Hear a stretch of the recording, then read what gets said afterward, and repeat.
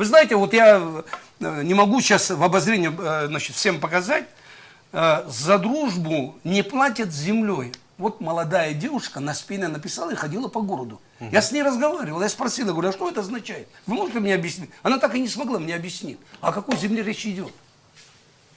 Да, с десяток молодых людей под дождем, они бегали с плакатами. А какие плакаты они в руках держали? То ли, значит, из-под коробок сгущенки или тушенки, значит, раскрытая, значит, бумага, и на ней быстрыми руками написаны какие-то призывы. Ну, что это такое? Мы что, так решаем политику по отношению к России? Один момент я еще хочу добавить насчет вот этих молодых, которые вот на спине вы там показывали.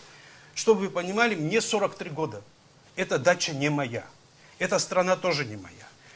Если она не моя, мне 43, вы намного старше, она уже тоже не ваша. Это ихнее. Вот то, что вот сейчас, о чем мы обсуждаем, это тех молодых людей, которые по площади под дождем ходили с вот этими картонными вырезками. Это они имеют полное право на это. Они имеют, конечно. Они имеют, и мы не имеем права, мы должны учитывать их интерес.